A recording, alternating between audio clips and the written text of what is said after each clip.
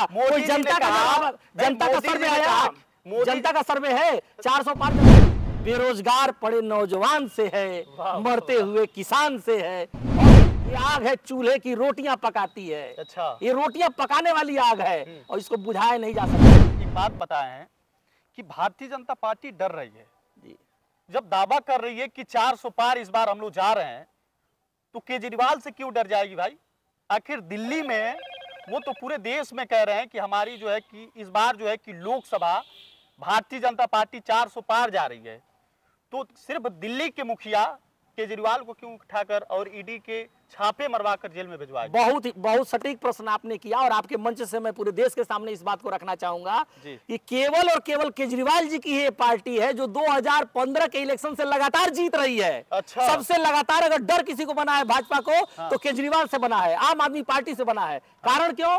कारण ये है 2015 के बाद कोई भी इलेक्शन हमारी सरकार, हमारी पार्टी नहीं हारी है। आप देख सकते हैं लगातार हम जीत रहे हैं। अच्छा। बीजेपी जबकि आप देख सकते हैं उन्होंने बंगाल में हार का स्वाद चखा है, अलग अलग स्टेट में, अभी कर्नाटक जल्दी ही हारे हैं, तो इनको तो हर जगह की कंडीशंस रहती हैं। लेकिन हमारी पार्टी पंजाब में भी जब कहते थे लोग हंसते थे, कहते थे कि ये पूर्ण राज्य नहीं है दिल्ली और इसमें जीत जाना बहुत आसान है, लेकिन हमने यह भी दिखाया जनता के भरोसे से, जनता के सहयोग से, जनता के प्यार से, आम आदमी की ताकत से, संविधान की आवाज से हम दिल्ली से निकल करके पंजाब में भी हमने सरकार बनाया। अब इनकी आंख के किरकिरी हो गए हैं। संजय सिंह जो बारूद के तरीके से बोलते थे सदन से लेके सड़क तक, ऐसा विपक्ष का एक नेता लाइए आप जिसने कोई बात रखी हो इनसे, आंख में आंख मिलाने की साहस की कंडीशन रखती है। और डरने वाले नहीं हैं, ये क्रांतिकारी लोग हैं, क्रांति की पार्टी है, ये क्रांतिकारी हो गया है। बिल्कुल, ये सहजता, देखिए सहजता है। ये तो कमेंट करने वाले राहुल जी को भी पप्पू कहते हैं।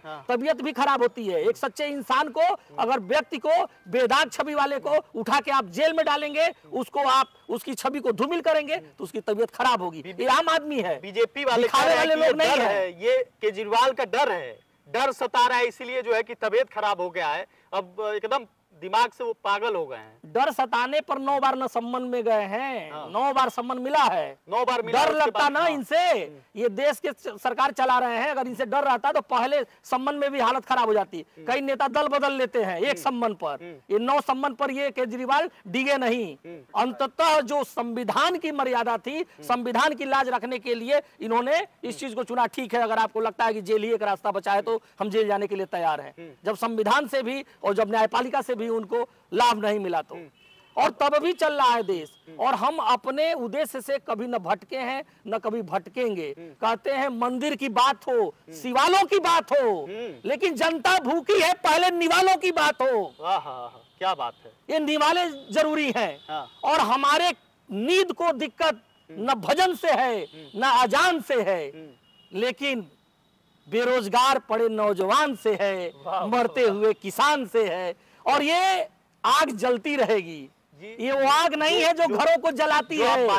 सुनिए सर, ये वो आग नहीं है जो घरों को जलाती है, ये आग है चूल्हे की रोटियां पकाती है। अच्छा। ये रोटियां पकाने वाली आग है और इसको बुझाया नहीं जा सकता।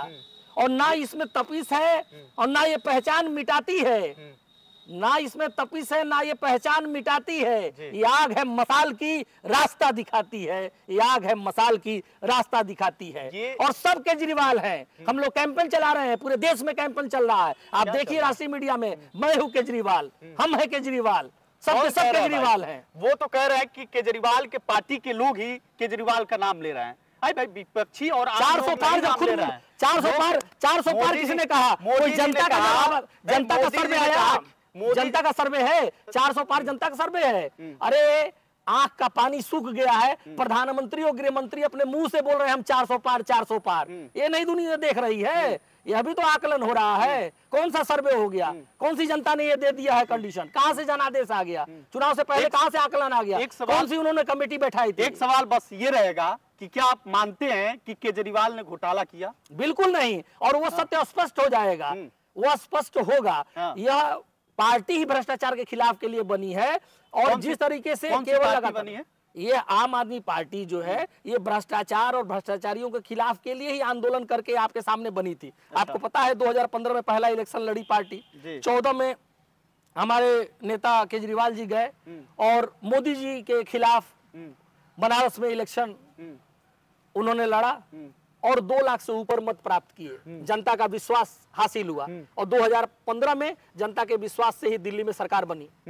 2015 से लगातार चल रही है, पंजाब में सरकार है। तो सीधी ये कंडीशन है सर, हम कभी भटके नहीं है, किसी भटकाव में नहीं है, हमारे पे कुछ समय आया है, वो कंडीशन अलग अलग आई है, हर समय ऐसा आया है।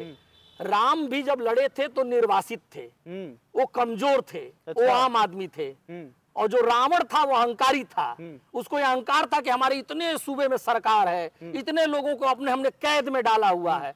राम जी कितने लोगों को कैद में डाले थे? किसी को नहीं।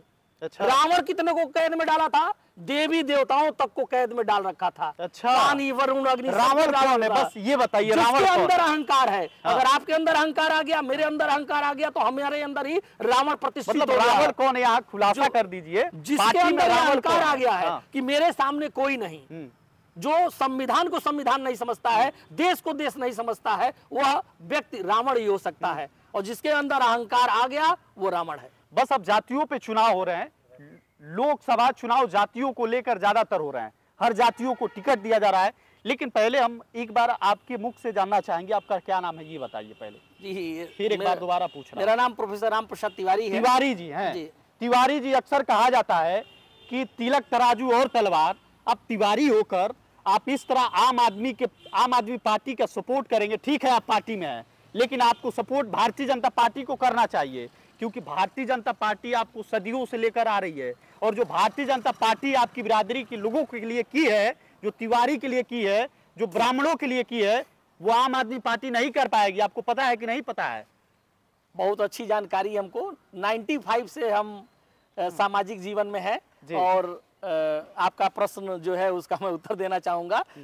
देखिए, यह केवल बीजेपी ही है, दोहरा चरित्र रखती है, डुअल स्टैंडर्ड लगती है। इससे ज्यादा घिनौनी और गिरी हुई पार्टी भारतीय इतिहास में कोई हुई नहीं। अच्छा। और आप देखिएगा इसका हश्र भी बहुत बुरा होने वाला है। मणिपुर में कितनी बार बोले प्रधानमंत्री, मणिपुर की पूरी घटना, देश जल रहा था, सुलग लग रहा था, लाशें बिछ रही थी, आपके यशस्वी प्रधानमंत्री मौन थे। वहां ना ये पंडित ढूंढने गए, न यादव ढूंढने गए, न मुस्लिम ढूंढने गए, न हिंदू ढूंढने गए, और जलता रहा मणिपुर। और संदेश खाली की घटना होती है पश्चिम बंगाल में, सरकार वहां पर इनकी नहीं है, ममता बनर्जी जी की सरकार है। उसके बाद ये पानी पी पी के कोस रहे हैं लगातार, मीडिया भी उसी पर फोकस की हुई है। ये डुअल स्टैंडर्ड है सर, दोहरा मापदंड है। देश के प्रधान को इस तरह का मापदंड शोभा नहीं देता है। भारतीय लोग